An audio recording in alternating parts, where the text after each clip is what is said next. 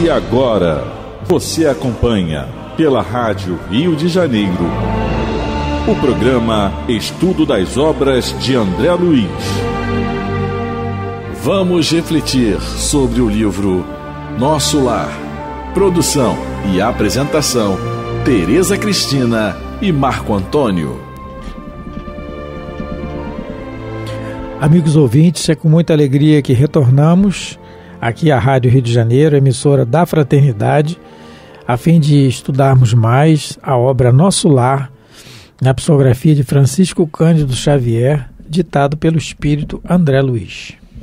Olá, amigos ouvintes, é um grande prazer podermos novamente estar juntos para o estudo dessa obra maravilhosa, que tanto nos ajuda a melhorar o próprio comportamento, se realmente estivermos dispostos a isso. Lembrando que no último programa nós conversávamos sobre a orientação de Clarencio André Luiz para que ele modificasse alguns conceitos que ele trouxe do mundo corpóreo, da sua última encarnação. E um desses conceitos que nós conversamos no programa passado foi a questão da dor, que para todos nós é muito difícil de ser, como diz, nós não conseguimos ainda, como nos ensinava Paulo, a dar graças à dor, porque Paulo de Tarso nos ensina que devemos dar graças a tudo e a todos, inclusive a nossa irmã dor. A gente comentou no programa passado a questão da dor física, que ela é muito importante na nossa vida. A dor material é um alerta para que algo, nos mostrando que algo no nosso corpo não vai bem. E a dor moral também é um alerta, porque se nós estamos sofrendo, é porque alguma coisa está sendo difícil de ser trabalhada no nosso emocional, no nosso sentimental.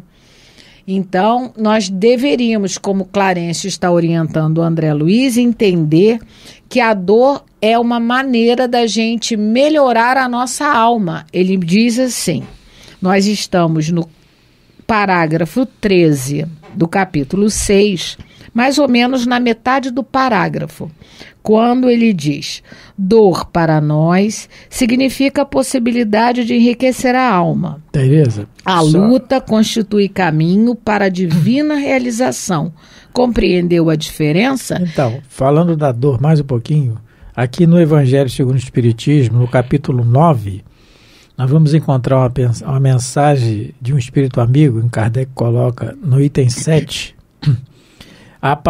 o título, eu adoro esse título, A Paciência. É bom, a gente gosta das coisas que não tem nada a ver com a gente ainda, a paciência. E aí o Espírito fala assim: a dor é uma bênção que Deus envia a seus eleitos. Não, então vou repetir, a dor é uma bênção que Deus envia a seus eleitos. Se nós formos colocar eleitos, como todos nós, que somos eleitos de Deus, realmente somos, então a dor é uma bênção para todos nós. Se nós formos raciocinar como eleitos de Deus, os santos, também cabe o raciocínio, porque não há um santo que não tenha sofrido, realmente, né? Então, vide todos os espíritos aí superiores que encarnaram para nos ajudar, passaram pelo crivo do sofrimento e muito, não é? Começando por Allan Kardec, né? Claro. Por todos. Por todos, mas colocando aqui mais evidência Allan Kardec, né? O grande codificador sofreu muito para nos trazer a obra, a mensagem de Jesus renovada. Aí o Espírito continua: não vos aflijais, pois, quando sofrerdes. Antes, bendizei de Deus onipotente, que pela dor neste mundo vos marcou para a glória no céu. Então, na glória no céu, no reino dos céus, o reino das consciências tranquilas do dever cumprido. Esse é o reino dos céus. O reino dos céus não é determinado propriamente o lugar. É a consciência tranquila aonde nós estivermos. Então, para atingir esse estágio de consciência plena, de afinidade com os mandamentos de Deus, né? Então, a dor é essa bênção, essa que ele diz aqui. Somos marcados para a glória no céu, todos nós. Então, há necessidade disso. Nós viemos, aí a gente pode dizer, quer dizer que a gente veio à Terra para sofrer. Não viemos para sofrer. O sofrimento, no nosso estágio evolutivo, é opção nossa, da nossa rebeldia. Nós escolhemos o lado que nos vai dar mais sofrimento depois. Se nós estamos sofrendo agora, escolhendo o lado bom, é porque antes nós escolhemos o lado errado. E aí há o resgate, há o pagamento. Mas os espíritos dizem que tem uma diferença entre dor e sofrimento. Isso também. Porque a dor na Terra, ao nosso nível evolutivo, ela existe. Quer a dor maior de você enterrar alguém que você ama? Alguém que você ama desencarnar? É uma dor, mas todos nós, por isso é que todos na Terra são iguais perante a dor. Porque tem dores aqui na Terra que todos nós sofremos. Uma traição é uma dor. Pode ser pobre, rico, classe média, preto, branco, qualquer situação social. A traição é uma dor grande ainda para nós, para o nosso nível evolutivo. A dor do parto é diferente. A dor do parto, dói para a mãe e dói para o filho. Então tem dores que realmente nós vamos ter que passar, porque aqui é um planeta de provas e expiações. Todos os que estão encarnados aqui, todos nós que estamos aqui encarnados, nós vamos passar pela dor. Algumas dores que são inevitáveis. Um cataclisma que aconteça, um terremoto onde muitas pessoas desencarnam, não é uma dor muito grande? Uma dor para quem perde tudo, uma dor para quem assiste. Porque nós que também vemos as guerras, a maioria de nós sofre.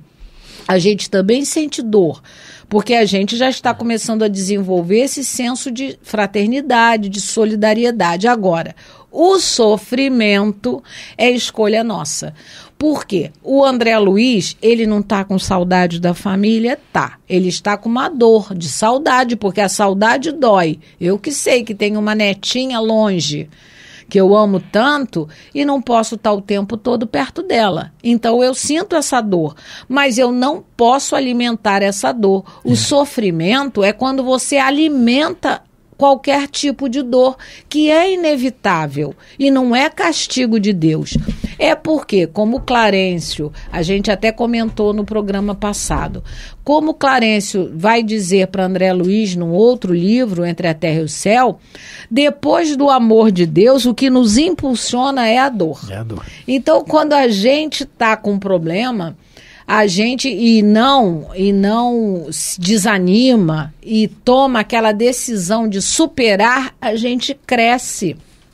A gente vê muitos atletas, muitas pessoas que sofreram dores físicas, dor da perda de um membro, mas a gente vê que muitos deles conseguem superar e se tornam pessoas muito melhores. Eles mesmos dizem isso. Isso dizem, você falou porque agora, essa semana, teve um campeonato mundial de ginástica artística.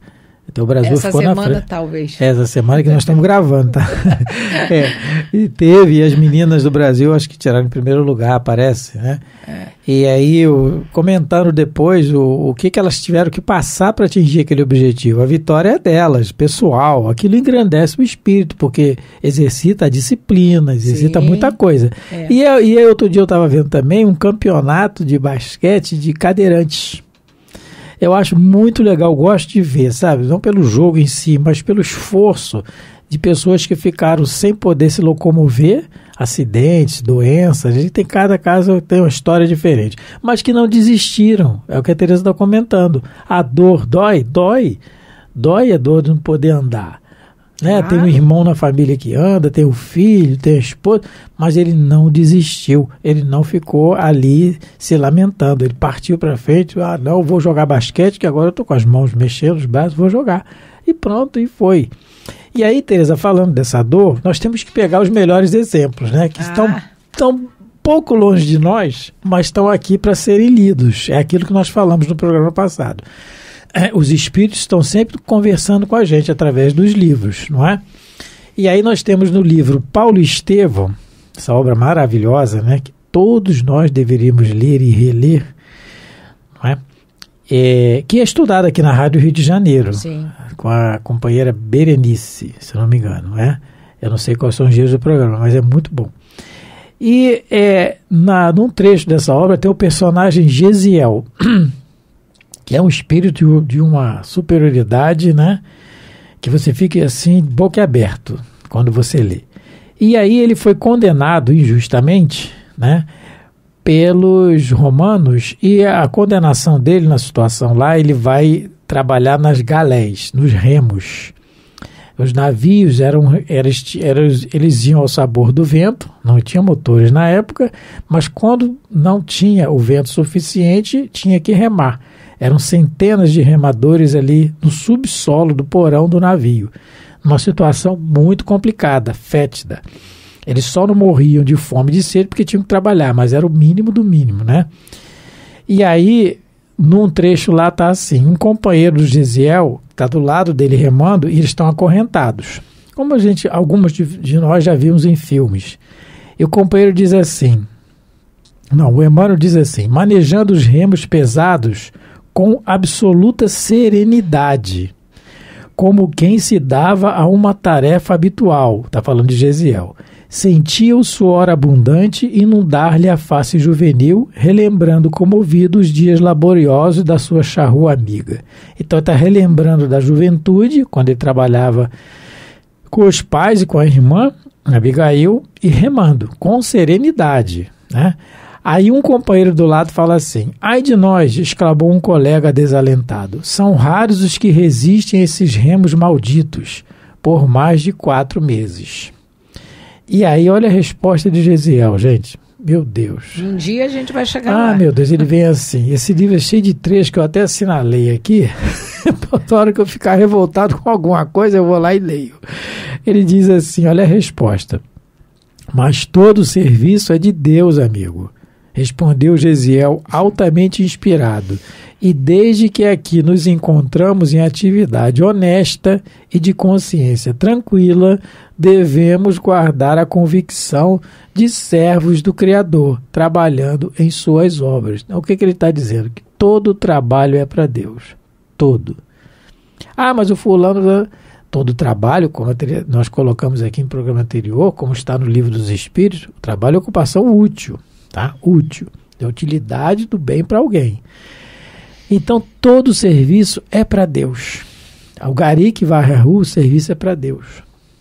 Né? O mecânico que conserta o carro, o ônibus, a lotação que vai carregar as pessoas, o trem, o serviço é para Deus. Então, ele está dizendo aqui que mesmo ele sendo escravo e remando, né, sofrendo só o que ele sabe o que é, o serviço é para Deus. Sabe. Então, ele diz assim, né? Mas e desde que aqui nos achamos de atividade honesta e consciência tranquila. Então, um dia nós chegaremos lá. Realmente aqui é a dor e o trabalho misturado com resignação. É tanto que esse espírito aqui, quando desencarna, está junto com quem? Com o mestre. Não é? A gente também deve... Uma coisa que talvez nos ajude a enfrentar as nossas dores sem muito sofrimento é pensar que nenhuma dor ela chega até nós sem uma causa. Porque o acaso não existe. Jesus mesmo teria dito no seu evangelho que nenhuma folha cai de uma árvore sem que Deus o permita. Se nenhuma folha cai, simbolizando, né, uma coisa mais simples da natureza, imagine uma dor que nos chega. A perda de um ente querido, uma perda, no caso, monetária muito grande, que nos leve à falência, uma traição, a experimentação de um cataclismo, de alguma coisa, né, de uma tempestade que a gente perca tudo. A gente deve entender que tem uma causa essa dor, e isso, entendendo isso, isso deve nos ajudar a compreender que nós não somos injustiçados, não. São lições, mas que também não é castigo de Deus. São lições que nós devemos aprender ainda de uma maneira talvez mais contundente, para que a gente não esqueça. No outro dia eu estava lendo um livro, O Evangelho dos Simples, se eu não me engano é esse o nome, do Valdo Vieira, contava a história de uma senhora de escravos, de uma senhora que perdeu tudo numa enchente, o barraco... Acabei de pensar nisso, e a gente não treinou, não saiu isso aí não. Eu acabei de pensar, ela está falando. A senhora perdeu tudo nas chuvas, ela morava, eu acho, perto do Rio Paraíba, ela perde tudo, né? E ela acaba desencarnando também, porque... a enchente do rio foi muito volumosa, coisas que a gente vê hoje em dia acontecendo bastante aqui no Brasil, algumas enchentes muito trágicas, né? Acontecendo muitas mortes, e nesse livro, o espírito Valerium, é o espírito que psicografou, que escreveu esse livro, ele fala que ela teria sido uma senhora fazendeira da mesma região em que ela agora desencarnou, e o que ela fazia com os escravos quando não servia mais? Jogava no rio para eles morrerem afogados.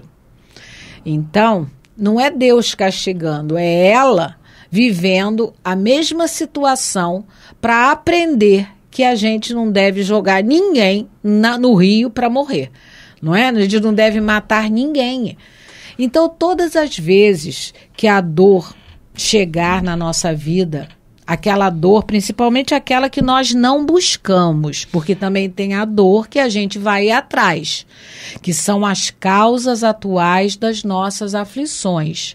Não estou falando dessas, estou falando daquelas que vão chegar na nossa vida e que a gente não tem condição de impedir, que, como a gente já colocou, a morte de um ente querido, uma doença terminal, muitas das vezes um cataclismo, né? Alguma coisa que aconteça na nossa vida, que a gente não se desespere, que a gente não entre num sofrimento, né? Num desespero, e nisso o Espiritismo é muito consolador, porque ele não vai tirar a dor da gente, mas ele não vai deixar a gente se desesperar, porque a gente vai entender que se estamos passando por uma dor, é porque nós fomos o causador dessa própria dor.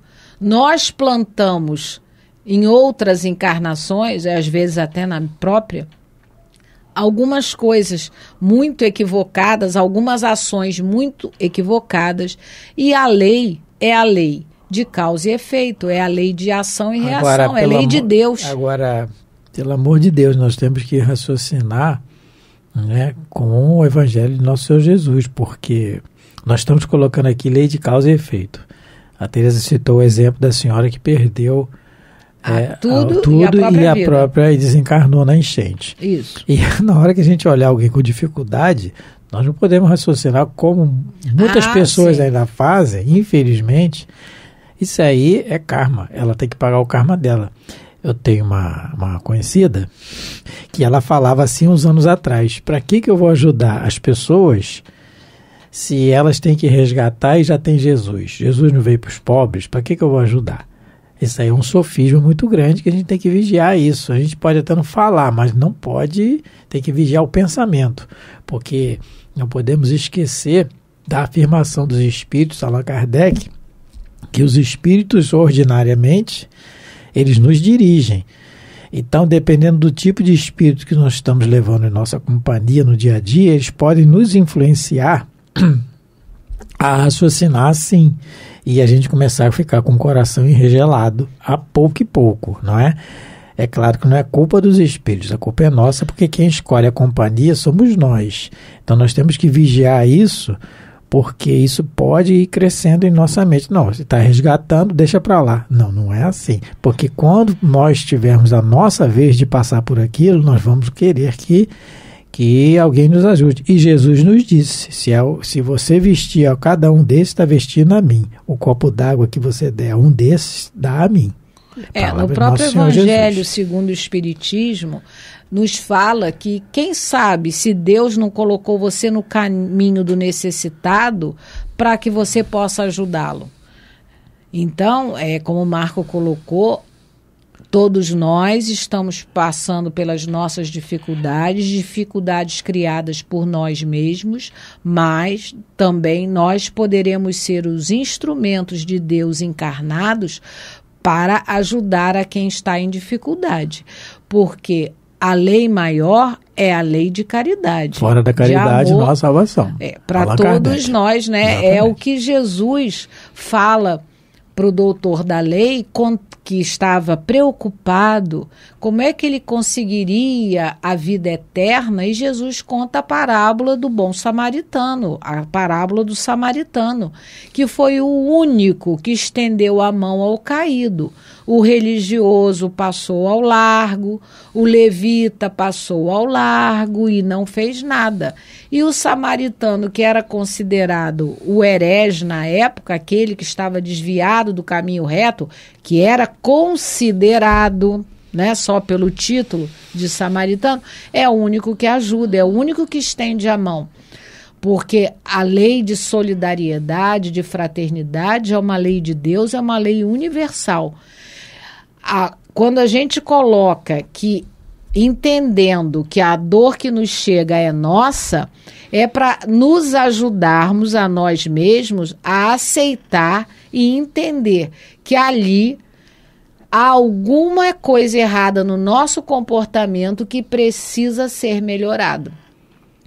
Todos nós passaremos por dores aqui na Terra, inevitáveis, como o Marco até lembrou, a questão do parto, né? A desencarnação, um problema mais sério no clima. A gente está vendo que o clima do mundo realmente ele está se transformando, como o próprio ser humano também, devagarinho, está no progresso. O clima do mundo também está em mudança.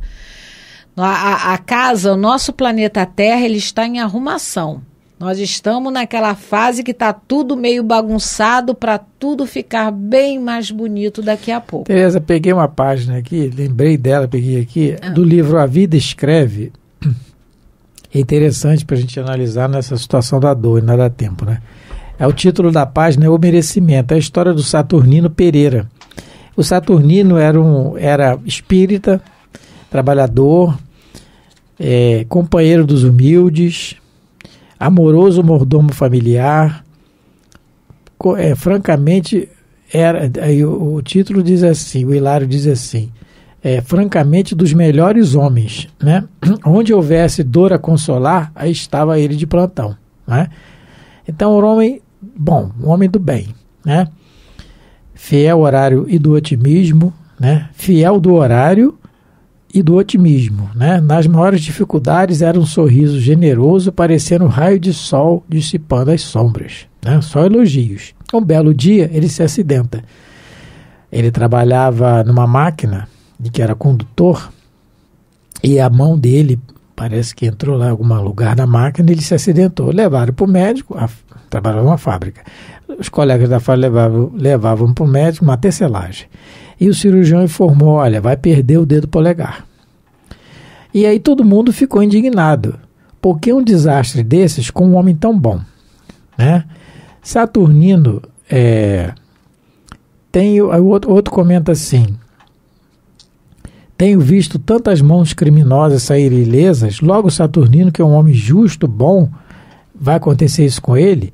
E aí o outro fala além assim, que adianta a religião tão bem observada? Saturnino é espírita convicto e leva a sério seu ideal.